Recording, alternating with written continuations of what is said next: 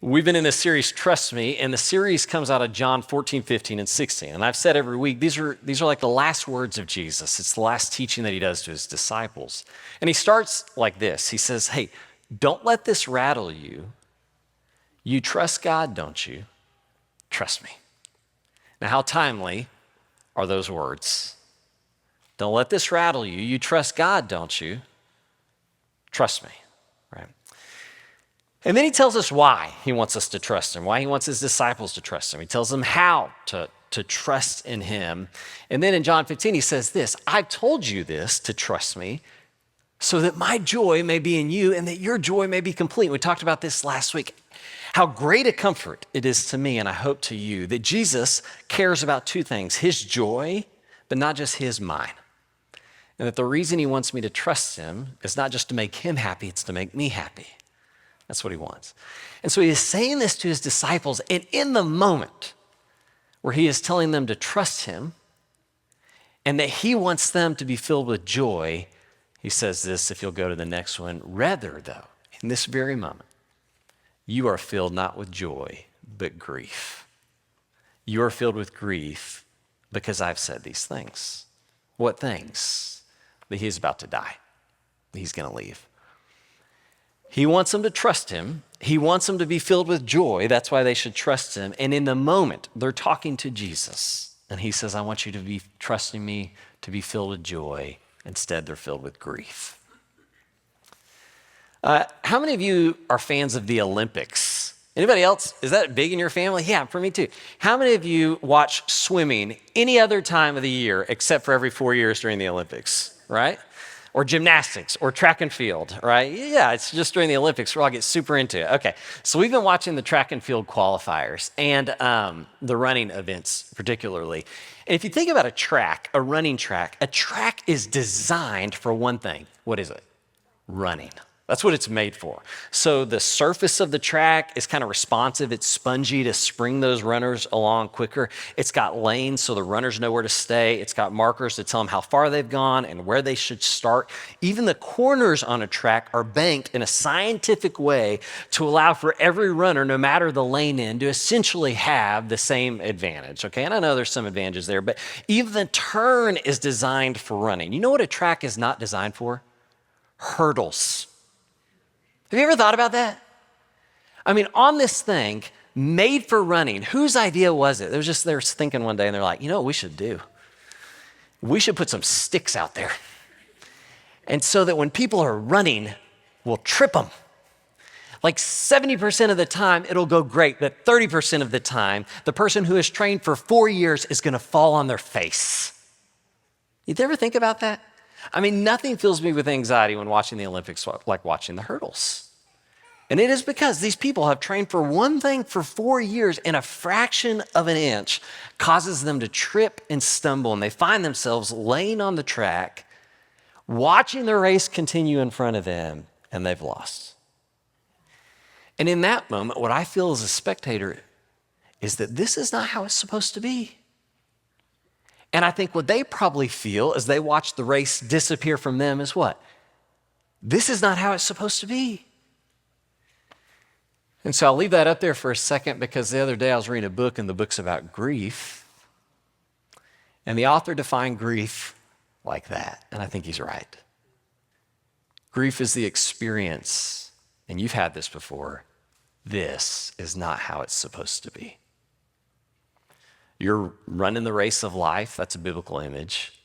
You're just running along, and suddenly out of nowhere, you trip and fall.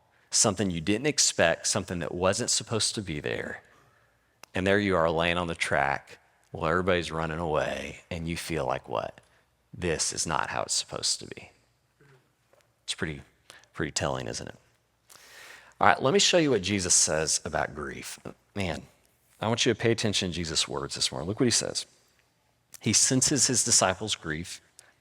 And Jesus went on to say, in a little while, you will see me no more. And then after a little while, you'll see me. And at this, some of his disciples said to one another, what does he mean by saying, in a little while, you'll see me no more, and then after a little while, you'll see me? And because I'm going to the Father. And they kept asking, what does he mean by a little while? And we don't understand what he's saying, so they're confused.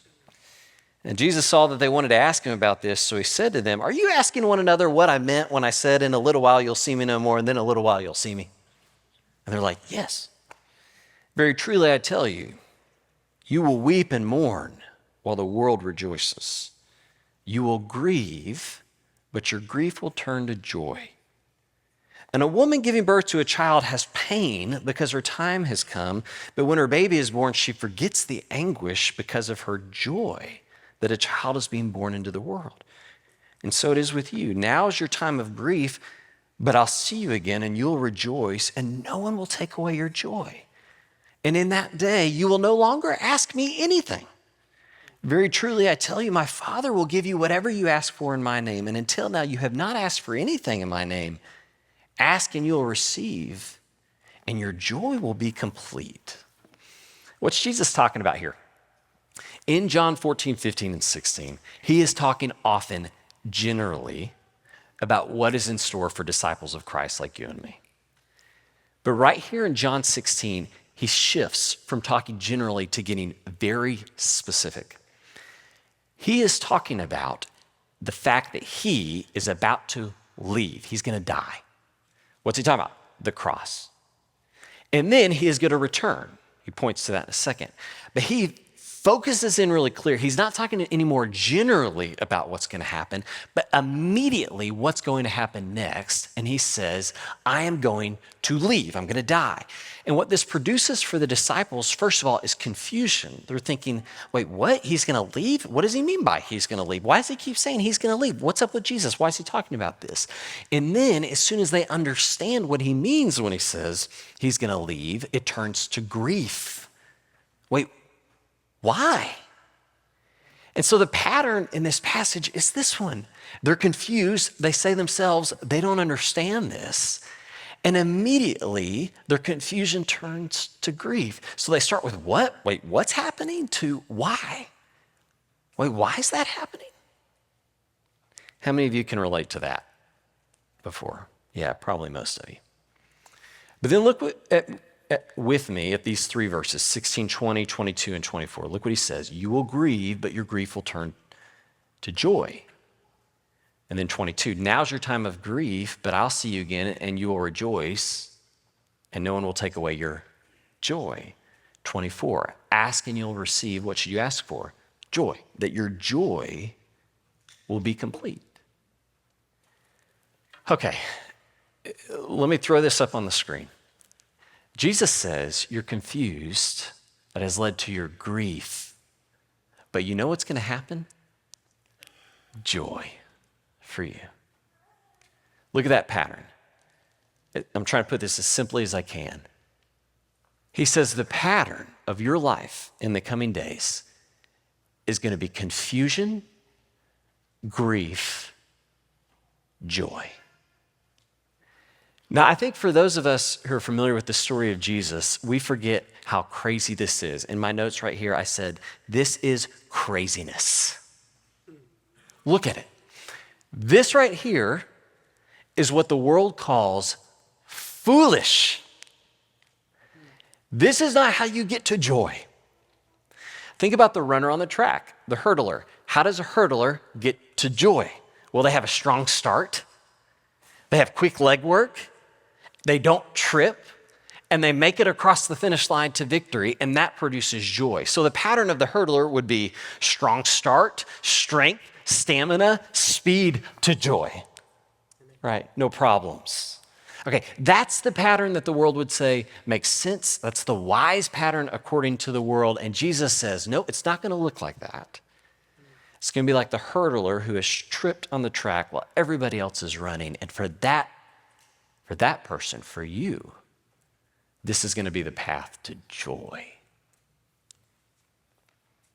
Like the world says, this is foolish. It's foolish. And for us, these three words right here, this is the good news, isn't it? This is it. There are different words you could use, but the good news is that in somehow, by the power of God, grief can turn to joy. I try to text encouraging scriptures to folks here in church when they're going through something. And if you're going through something, let me know, please. I want to pray over you and I'll try to encourage you. The other day, as I was working on this sermon, I knew about somebody here who was struggling. And so I wrote in my phone in the text box this: you will grieve, but your grief will turn to joy. John 16:20. And it just struck me as such an encouraging scripture to send to somebody who's going through it. And as soon as I put that in my text box, and if I'm being honest, I didn't type it out. I copied and pasted it from the Bible app, okay, like you do. And as soon as I put it there, and I was about to hit send, I had this thought. To send that to this person in their grief is to badly take that sentence out of context. Because Jesus is talking to his disciples here, not just generally about everything the disciples are going to experience ever. He is talking very specifically about the grief that they are going to experience when what happens? He dies. And very specifically about the joy that's going to happen when what happens? He's raised from the dead 3 days later. Okay, he's not talking generally at this portion of John 16. He's talking very specifically about the grief they're going to experience right now in just a couple of days that will be turned to joy 3 days later. And so I started to think about this. Here's the question, 2 questions. The first is, will this grief turn to joy? And that is the grief that Jesus is talking about. Well, to that, we know the answer is what? Yeah, absolutely. We know what happens in history. Jesus dies 3 days later. He's raised from the dead. So to answer the question, will this grief that Jesus is talking about turn to joy? The answer is emphatically yes. But the question you and I want to know, and the question that caught me before I sent that text was, will all grief turn to joy? That's the question, isn't it? When our kids were little, our oldest 2, so Noble was 3 years old and Foster was 1. Okay, so they're really little, all right? Deacon wasn't even born yet. We took a trip to the beach. And we got this condo on the beach. It was like 2nd or 3rd story, okay? And we took the kids out to the beach. And shortly before we went to the beach, Noble got this Lego Spider-Man, riding a Lego Spider-Man motorcycle. And I don't even think that's accurate. I don't know that Spider-Man's ever ridden a motorcycle, but Lego Spider-Man does. And he loved this thing. He loved it. He would sleep with it. He would take baths with Lego Spider-Man. He loved it.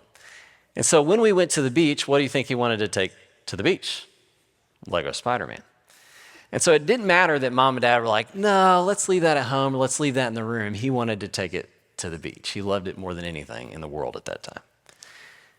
So one day we're coming back up from the beach, heading back to our condo, and you walk in downstairs to the parking garage to get on the elevator to go up. And in the parking garage is this metal grate covering a drain. Yeah.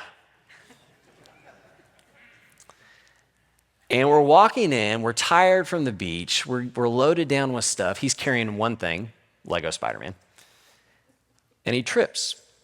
And Lego Spider-Man flies out of his hands and rides that motorcycle right into the drain. Okay. And to this day, I have never seen weeping and wailing and gnashing of teeth like I saw at that moment. He knows. He's laughing about it. He remembers. He was little, though. He was little. Okay. And so immediately, Lindsay and I are on our hands and knees trying to fish Spider-Man out. We can still see him. He's floating on his little motorcycle in this water down there. He's out of reach. And so we have this stick with one of those nets on it that you use to get shells or crabs and stuff. And so I try to stick my hand holding that stick in there and fish him out, and I just can't get there. I'm just a couple inches short. And so Lindsay says, well, let me try. And her hands are maybe a little bit smaller, and so she kind of stabs her hand down in there, and she's holding that stick. She can't get it, and so she takes, there's a string on the end of the stick, and she loops one finger on that, pushes her hand as hard as she can into that, actually cuts her hand. Lindsay's hand still has scars on her hand from trying to reach Spider-Man. He's over here just losing his mind. And she finally fishes it out, okay, and very gingerly brings it back up. And she comes over and she presents Spider-Man to him, and instantly, he's fine. Just totally fine. Just good to go. All right, let's go. Just fine. People are coming out of their apartments thinking we're like hurting this child and stuff. I mean, it's very serious. And as soon as he gets it back in his hands, he's fine. Grief to joy. Okay, I want you to have that image in mind. Okay. To answer the question, will all grief turn to joy? You got to first answer the question, why is there grief at all? Why do we live in a world where there's grief at all? And it's really important for us to recognize that's not the world God made for us. Okay, He didn't make a world intending that you would grieve in this world. And the story of the garden is, though, that as soon as sin enters the world, that as humans break things, that sin then affects the good world that God made. And so Paul talks about it like this. Come with me to Romans 8. He says this, we know the whole creation has been groaning. It'd actually be accurate to translate that grieving. We know the whole creation has been grieving as in the pains of childbirth right up into the present time. Now that image is going to be helpful in just a second. But what's he saying? He's saying that the whole world doesn't feel like this is how it's supposed to be. And that the whole world is in trouble, is in grief. And so if grief is the experience that this is not how it's supposed to be, what it's really important for you and I as people of Jesus is to recognize that this is not how it's supposed to be in my life, because this is all not how it's supposed to be in the world that we live. Okay? So the grief in my life is a reflection of the grief of our world. All right, so you got to understand that to understand Jesus, because from the garden then, the world is not on an upward trajectory of increasing goodness and joy and union and connection with God, that instead we're on this downward slope, okay, of decreasing joy, increasing grief, and it is as though creation itself is dropped into the gutter, okay? Now, the Father doesn't drop it. And I, just to be clear, would not have dropped Spider-Man. All right? Okay, we drop it. Okay? And from that point on, it needs help.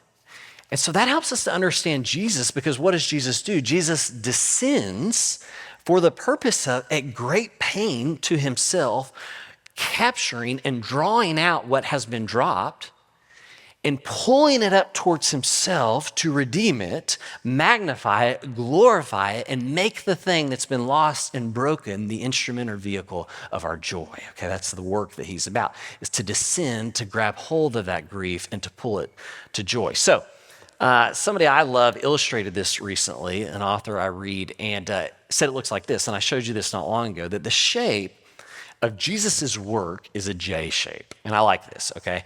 That Jesus comes, he descends to live among us, which is a descent compared to where he was. But he comes to live a life among us, and then from that point, things that get worse before they get better. That Jesus would die for us, he would descend. But then that grief or death is drawn through the power of God, the only one who has that kind of power, towards resurrection. So the shape of the gospel is the shape of a J, you see it? All right. So what Jesus says to his disciples is that what is true of my life, what's going to happen next with me, is going to be true for you. So what's going to happen next for you is going to look like a J. You're going to be confused. Let's go to that. That's going to lead you to grieve, which I see right here in front of me. But in 3 days' time, I'm going to draw that grief to what? Joy. See it? He says, okay, men, if you don't understand this, let me give you an analogy you're really going to understand. It's kind of like a pregnant woman. Okay, that was a joke. You missed it. You missed it. He's talking to a bunch of dudes, okay?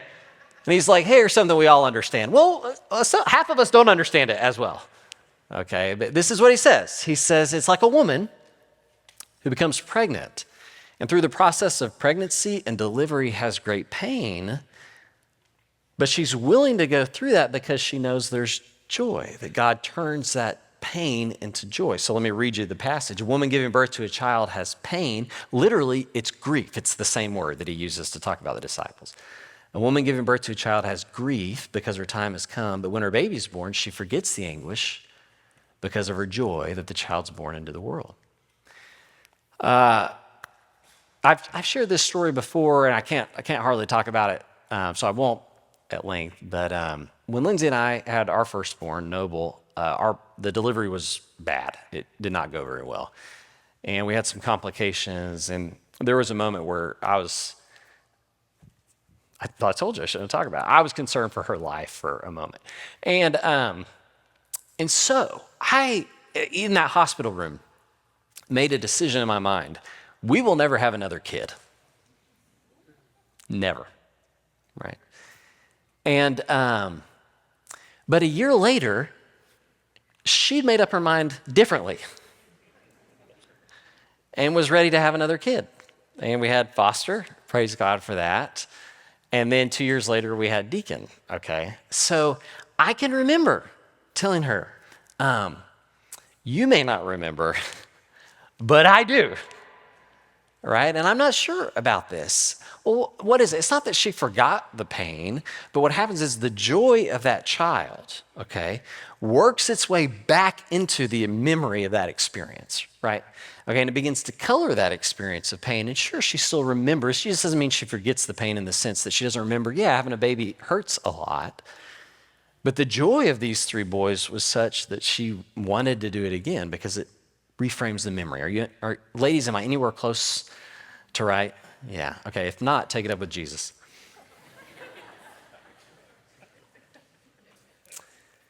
And Jesus says that's what's going to happen with you guys. That it is going to feel like sincere, deep pain. You're going to grieve this. It's going to feel like this isn't how it's supposed to be, but I am going to draw that very pain into the greatest joy you can ever imagine. He says, okay. So that answers the question that some grief can turn to joy. It does not answer the question, does that mean all grief will turn to joy? And so to answer that question, as people of the word, let me show you 3 passages. And we're limited on time, so just 3 this morning. If we were to look at the top of the J, the joy on offer from God, we see this in Revelation, where it's described like this, that in the end, he will wipe away every tear from our eyes. There will be no more death or mourning or crying or pain. For the old order of things has passed away. What's passed away? A world of grief. The things that cause us to cry, to mourn, to pain. What happens to those things? They're wiped away. Okay, so that gives us hope that there's joy maybe on the other side of those troubles. But the question we're asking today is, does God, through the power of Jesus Christ, have the ability to draw the troubles themselves towards that joy? And so Paul speaks about that. He says in 2 Corinthians 4, therefore we don't lose heart, though outwardly we are wasting away. Why? Life's griefs. Yet inwardly we are being renewed day by day, for our light and momentary troubles, griefs, are achieving for us, preparing for us an eternal glory that far outweighs them all. And so we fix our eyes not on what is unseen, but not on what is seen, but what is unseen, since what is seen is temporary, but what is unseen is eternal. So he says it's not just that there's joy after you die, somewhere in the by and by, but that in this life itself, God is drawing the troubles, the griefs themselves by his power towards that joy. And it is glorious. But what about the worst griefs? I mean, God could probably do it with some griefs, but he can't, surely not with the worst ones. But Paul says this in 1 Thessalonians, brothers and sisters, we don't want you to be uninformed about those who sleep in death, the worst of our griefs, so that you do not grieve like the rest of mankind who have no hope. For we believe that Jesus died and rose again. Pay attention to that. That's the J. And so we believe that God will bring with Jesus those who have fallen asleep in him. What's he saying? He's saying the gospel shape is a J. The life, death, and resurrection of Jesus. That is the defining shape of the lives of those who belong to him. And so what you can do, disciples, both now and forever, is that you can take the shape of my life, of what God the Father does for me, for you, and you can take that J and you can lay it over the deepest, most sincere, hardest griefs of your life, and you can know that I will draw those sorrows to joy. That they will follow the same pattern as my life will.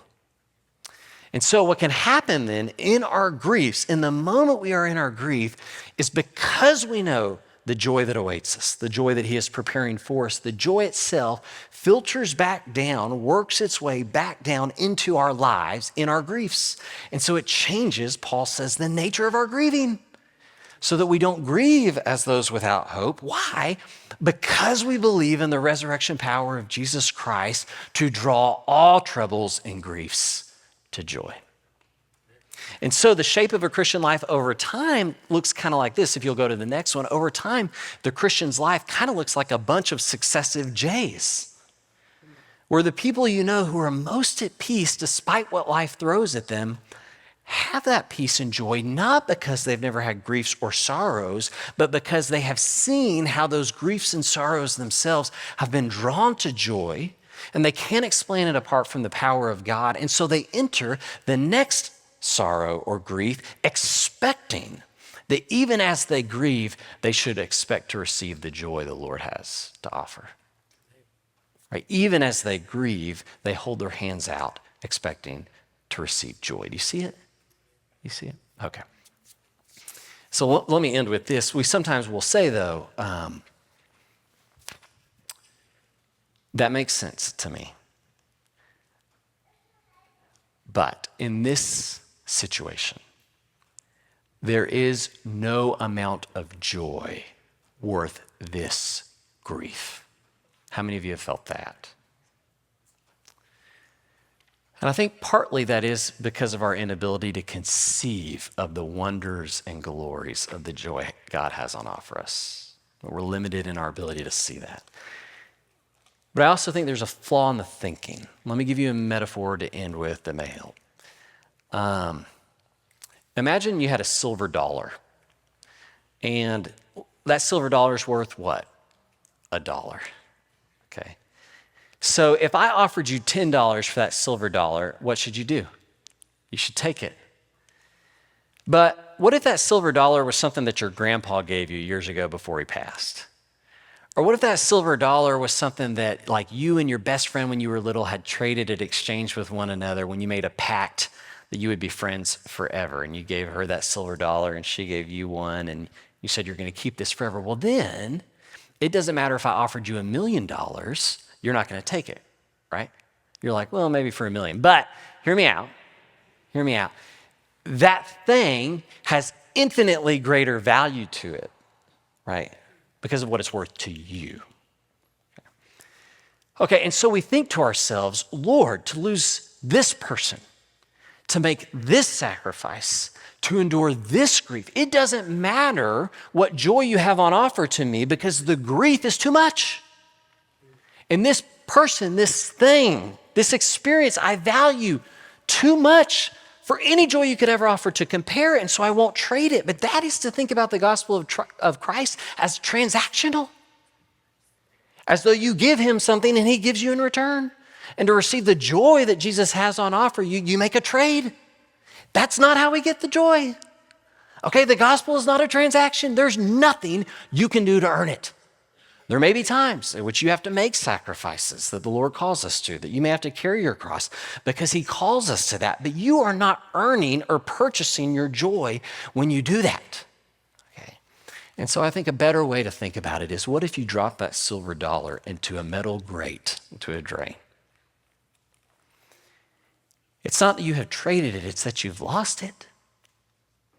And you think, and I think, that the things we lose in this world, we lose forever. And that's what causes us to grieve then. But what if there was one? What if there was one who at great pain and cost to himself could reach down into that drain and draw it out? The thing that I had lost. And to say, Eric, I will hold this dollar for you until I can present it to you in glory. Right, well, that would be great joy, wouldn't it? That in him, nothing is ever really lost. Nothing good and glorious is lost, and that changes my grief a lot. Right? I want to pray for you, and we're going to baptize Kaylee and Van. And so if y'all haven't head back and change. Let me pray over us. Lord Jesus, We believe that in you all our griefs will turn to joy. Help us to trust you, even when we stumble and fall, believing that you have the power to turn this into joy. I pray this in Jesus' name. Amen.